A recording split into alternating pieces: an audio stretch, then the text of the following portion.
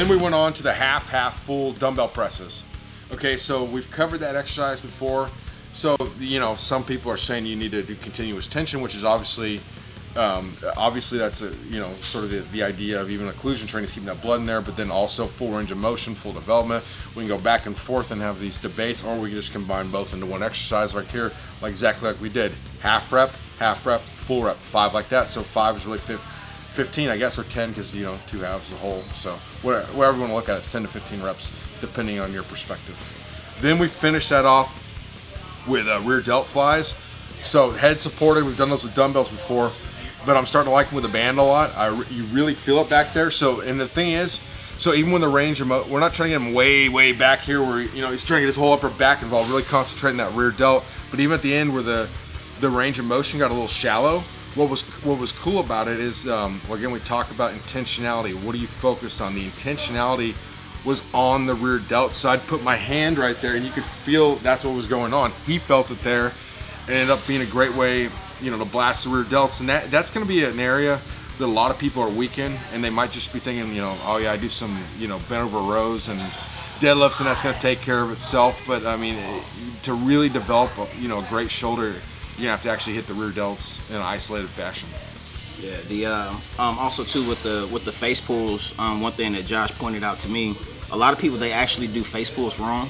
From us being on our cell phones and computers, things like that, like you said, it's natural to have your shoulders rolled in.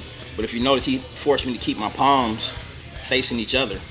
So as I pulled back, I'm initially engaging with my mid back, and also pulling with my rear delts. That's a good point. I should have said that. Yeah, you watch him. He retracts his scapula and then he pulls back, and he wants to. The goal is to finish in with a double bicep pose. With somebody like Jay, it's gonna be hard to get it, like perfect textbook technique, because I mean he's got a fair amount of muscle to put it lightly. So, but I mean it definitely is gonna help him, and that's an exercise you don't. So how we're saying before, on the band, on this one I wouldn't be happy with him cutting the reps short. Just even if he can feel it, I want to actually make sure this is like a full range of motion, full development, like hell or high water. We don't sacrifice that type of thing. Yeah, and also with the band, doing the bent over laterals with the band, same thing. You want to. It's not so much just trying to swing it up, where you can't swing it with the band, which I think is better than dumbbells. To be honest with you, because with dumbbells you can kip. You can't kip with the band. You literally cannot cheat on that movement. It's literally rear delt. So definitely give it a shot. Obviously you have different tensions in bands, so just find one that you have some relatively decent tension to actually pull with your rear delts. Most people that have really good mind muscle connection, it doesn't matter what the tension is, you're gonna feel it in your rear delts because you get real good mind muscle connection. So, but people that lack in that area, make sure you get a band with decent amount of tension, just to ensure that you're actually pulling with your rear delts. Yeah, I think Jay hit the nail on the head there, and I also say this, he himself's a trainer out of Metroflex Fort Worth, and getting to know him and stuff, he's a very smart guy. So if you're over in that area, I do recommend, I don't know if he's openings or not, but I would recommend that's the person, the go-to guy over there if you want to put on some size.